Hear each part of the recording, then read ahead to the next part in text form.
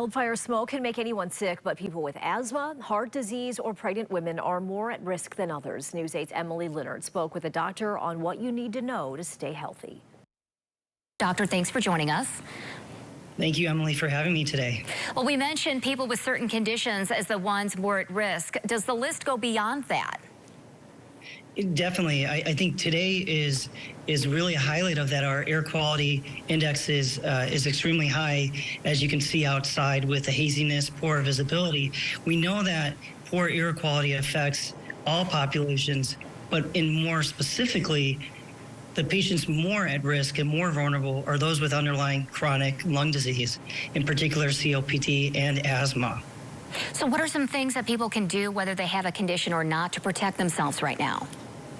Those are very good questions.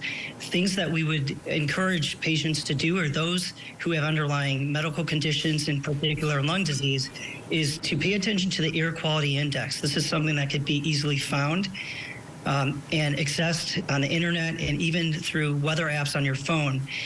Take note of the air quality index. When the air quality index is suggesting a very poor air quality, I would limit the exposure that you have outside into the external environment.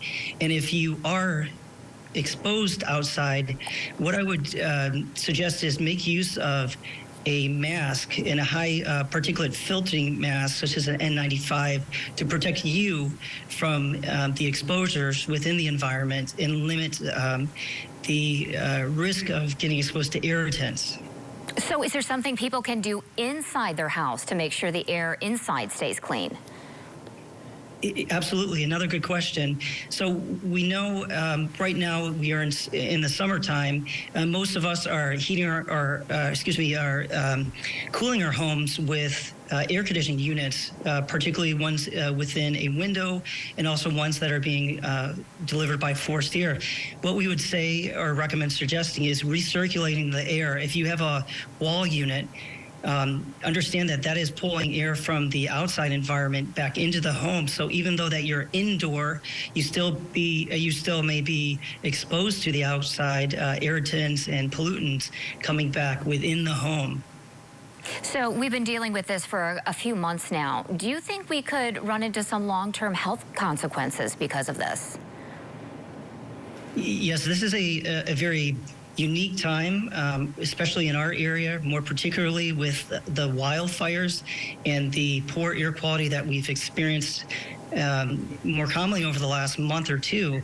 What we do know from scientific studies is long-term exposure to poor air quality can eventually lead to medical conditions and cause serious health harm. We know that this can lead to things such as chronic lung disease, increase the risk of cardiovascular disease, and even premature death.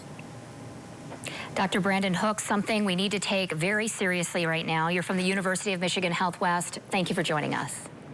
Thank you so much for having me.